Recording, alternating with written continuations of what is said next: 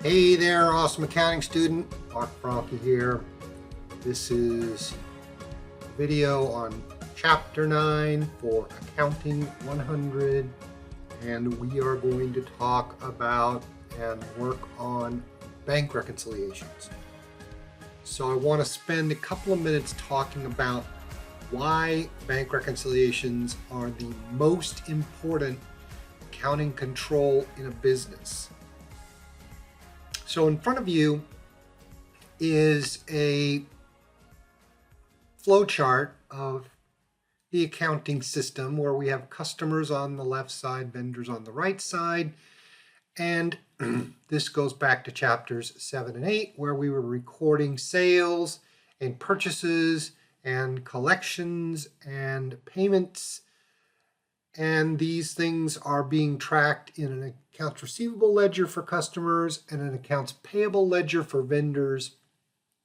At the end of the month, we prepare a schedule of accounts receivable, which then we agree to the general ledger for accounts receivable, and we prepare a schedule of accounts payable, which agrees to accounts payable in the general ledger. And all of these control procedures are designed to catch errors. But the last and most important control procedure is preparing a bank reconciliation. A bank reconciliation is where we take the statement from the bank and compare it to the general ledger, and we're trying to identify things that are on the bank statement that are not on the general ledger, and things that are on the general ledger that are not on the bank statement. That's what a reconciliation means.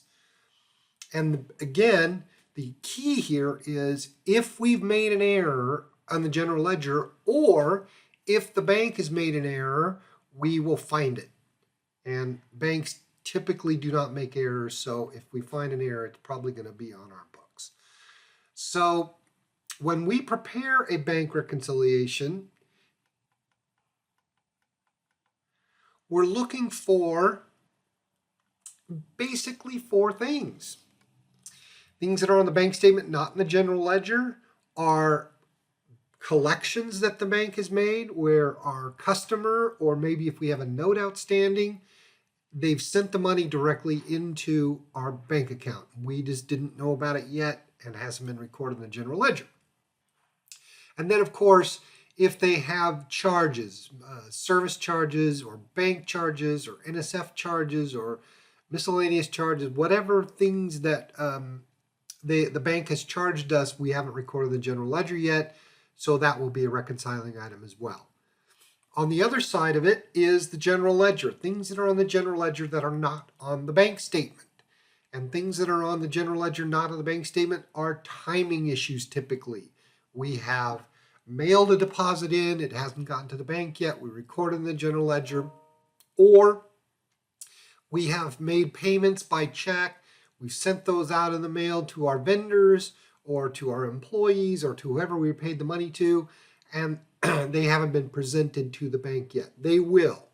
So when we reconcile these things, we will then identify the things that are not on the bank statement and adjust for them. So I'm going to illustrate using problem 9.3b and 9.4b. I'm going to do these fairly quickly, so you should have some worksheets that you can print out, or you can use Excel like I am. But the first thing is, this is the name of the company, Peter Chen, attorney at law.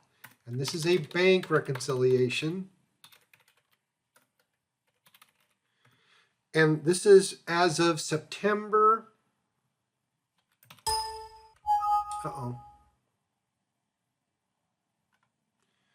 September 30. I don't need two commas. Doggone it. And we'll just use 2020. So the first thing is, and you can see that we've got two sections here. We've got the balance for the bank that we're going to adjust for things that the bank doesn't know about, and we have the balance per the general ledger, and we're going to adjust that for things that are not recorded in the general ledger yet. So our balance on the bank statement is, oh my gosh,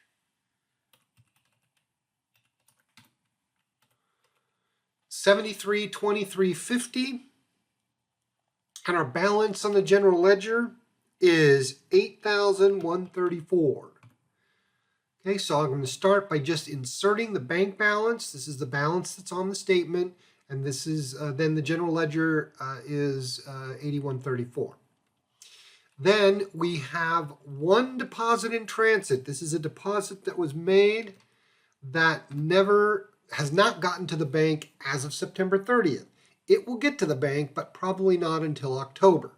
So that's fine. And then we have identified two outstanding checks. So this is check number 108 and check number 112. If these had been presented to the bank, then they would reduce the balance because they are checks. So we're going to deduct these. So we're taking the bank balance, we're adding a deposit in transit as if it had gotten to the bank. We're deducting any outstanding checks as if they had been presented to the bank. They haven't, and they will. So our adjusted bank balance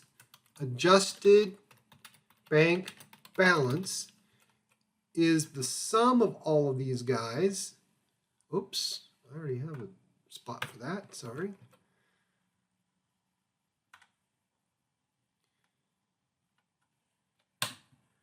$8,008.50, as if all those things that were outstanding had gotten to the bank. Now let's identify the things that are down below here, and there's really only two things. There is an NSF check for $118, and there is a bank service charge for $7.50. So now when we sum up the adjusted general ledger balance, it's $8,850. Yeehaw, we're in balance, everything's cool, and now we can make journal entries. We do not need to make journal entries for the stuff at the top, the adjustments to the bank. Why? They're already in the general ledger. We don't need to make those, we don't need to record them again. We've already recorded them. But the things down below, the adjustments to the general ledger are not in the general ledger. That's why they're adjustments. So we need to make journal entries for those things. So this is the general journal.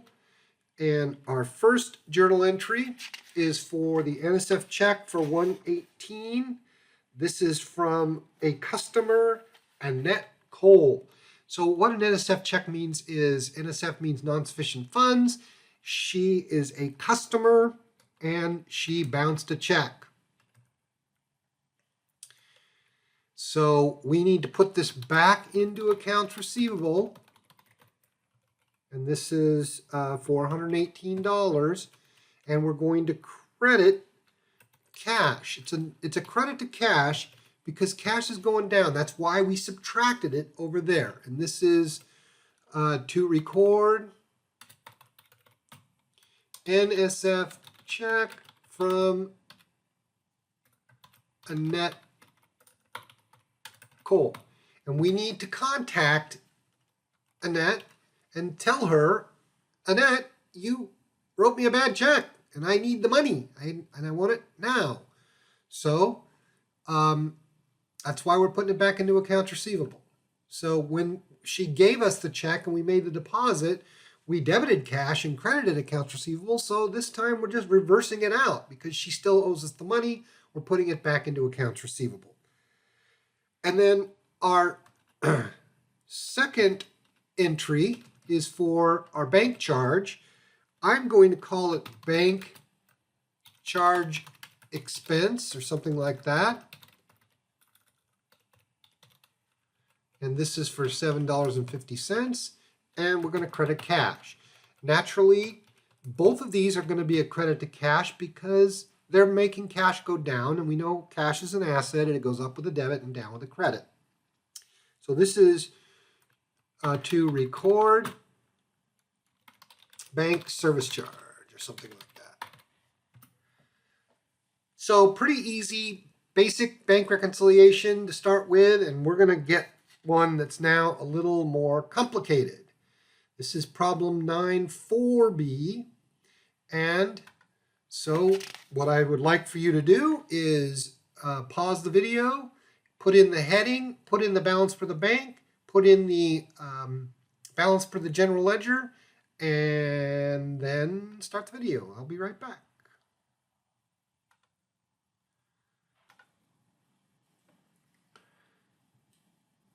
Okay, I'm back. I have put in the headings for both the journal and for the bank reconciliation. And I've put in the balance per the bank. This is from the bank statement. And then I put in the balance per the general ledger. This is from the general ledger. And now we're going to identify our four things. So the way that I do this is I check things off that are on both sides. I take the bank statement and I check things off that are on both the general ledger and the bank statement, because things that are on both sides we don't need to worry about. In other words, if you wrote a check for $100, it's on the bank statement at $100, it's on the general ledger at $100, we don't need to worry about that because it's not a reconciling item. The only thing we need to worry about are things that are on the bank statement that are not on the general ledger, and things that are on the general ledger that are not on the bank statement. And so if you just check off the things that are on both sides, then the things that are reconciling items are going to be left over. So on the bank side, we have a deposit in transit. This was a July 31 deposit for $991.07. And we've identified three checks that are outstanding. Number 533, number 535, and number 537. So I'm going to put those in as negatives, $251.95 for check 533, $222.50 for check 535, and $642.40 for check 537, $642.40 for check number 537. Now, the textbook puts some subtotals in here. I don't see the point of that because there's nothing that we need to do with those subtotals. So I don't worry about them. But when you do these problems in Connect, they probably are going to require you to put those subtotals in. I don't see the point. So I don't do that because it's not necessary. So now when I total these up, I get an adjusted bank balance of $10,316.25. $10,316.25.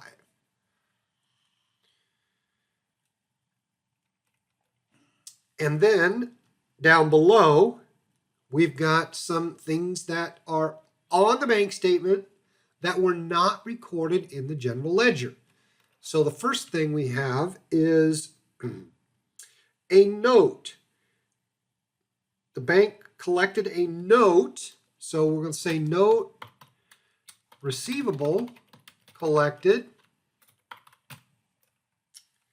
This is $14.37. So the bank collected it on our behalf, and they also collected some interest. So interest on the note. And the reason we want to separate those is because the journal entry is going to go to a different place. Then we've got some deductions. And you know, one thing I really should do is I'm going to put the words add, because we're adding these two things. and then I'm going to use the word less. And one of the conventions we have in accounting is that we add things before we subtract them. This is an NSF check from Bob Walker. And Bob bounced a check for $445. And then we also have a bank service charge. I always like to use the word less when we're subtracting. That's a typical accounting convention. And now when we add these up, we should get the same balance, $10,316.25. If you don't get the same balance, then you're going to have to find the error. There's an error somewhere. And that is the whole purpose of doing a bank reconciliation, is to find errors in the accounting system. Okay, we don't need to worry about just making adjustments for the stuff on the top. The stuff that is adjusting for the bank have already been recorded in the general ledger. We don't need to record them again. What we do need to record is the stuff down below. So I'm going to pause the video. I'm going to put in these journal entries. You do the same thing. Go ahead and pause the video, write the journal entries, and then compare to mine, and just to make sure that you know what you're doing. All right, I'll be right back.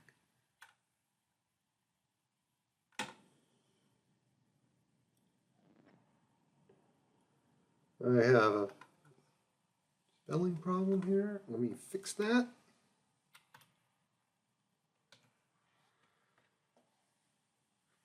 We are recording the cash we received for the note plus the interest. So the note itself goes to notes receivable, which is an asset, and the asset is going down. Why? Because we collected it. And then we're recording some income, interest income for $30. Entry 2 is to record to put back into accounts receivable the amount that Bob Walker owes us because he bounced a check, and we need to call him and tell him to get the money to us now. We're reducing cash, that's a credit to cash for $445, and then we're recording the bank charge to an expense, $24.34, and reducing cash, $24.34. Of course, cash is an asset. It goes up with a debit and down with a credit. Okay, so that's it for this video, and I thank you for listening, and I'll see you again next time.